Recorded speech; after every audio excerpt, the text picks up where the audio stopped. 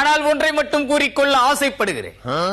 கொதிக்காத எண்ணெய் சட்டி, நெஞ்சு நிமிர்த்தா நெருப்பு கட்டி, பால் குடிக்காத ஆட்டுக்குட்டி, படிக்க தெரியாத எருமை குட்டி என்றெல்லாம் சமீபத்தில் இடிதாங்கிக்கு விருது கொடுத்து மட்டும் கொண்டாடவில்லை, கூடவே விருந்தும் கொடுத்து உபசரித்தார். ஏனென்றால் இடிதாங்கி ஒரு நடமாடும் இஸ்திரி பொட்டி என்பதை சட்டம் படித்தவர்கள் அறிவார்கள். அதனால்தான் நடப்பு நிகழ்வில் சுவையான ஒரு விஷயம் தட்டுப்படவில்லை என்றால் உடனடியாக ஊரை கூட்டி இடிதாங்கியை இஸ்துகிட்டு வந்து ஊளையிடச் சொல்லுகிறார். மாலை நேர பொழுதுபோக்குக்கான மினிமம் கேரண்டி உள்ளவன் இடிதாங்கி என்பதால் தான் அனைத்து இடங்களில் இருந்தும் இடிதாங்கிக்கு அழைப்பு வருகிறது. ஆனாலும் அழைத்த இடங்களுக்கெல்லாம் இடிதாங்கியால் செல்ல முடிகிறதா? முடியவில்லை. தனி விமானத்தில் போகும் அளவுக்கு இடிதாங்கியின் செல்வாக்கு வளரவில்லையே, தனியாக புலம்புகிறார்.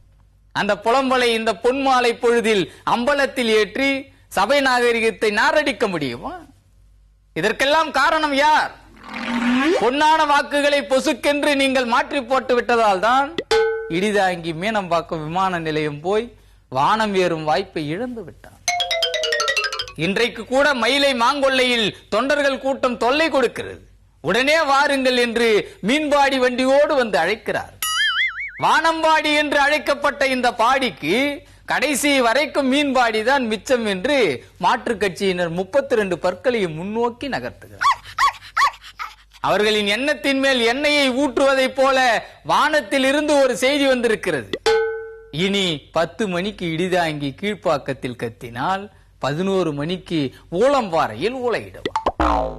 12 மணிக்கு கொட்டாம்பட்டியில் கொக்கரித்தால் 1 மணி இடைவேளையில் வண்ணாரப்பேட்டையில் வாந்தி எடுப்பான்.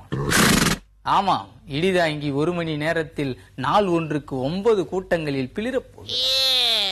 எப்படி என்று கேட்கிறீர்களா?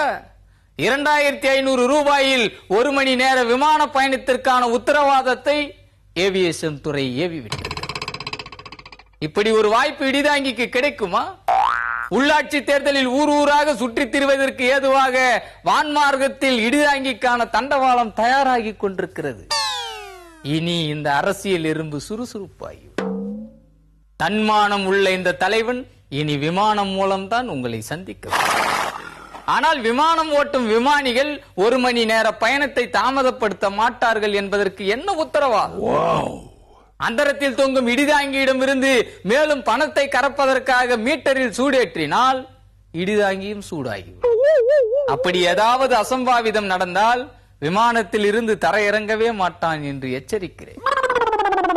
எனவே கொட்டாம்பட்டி கூட்டத்திற்கு வரும்போது தொண்டர்கள் அனைவரும் கொடியோடு கொட்டாம்பட்டி விமான நிலையத்தில் காத்திருக்குமாறு கேட்டுக்கொண்டு உங்கள் எல்லோரையும் எச்சரித்து விடைபெறுகிறேன். நன்றி, வணக்கம்.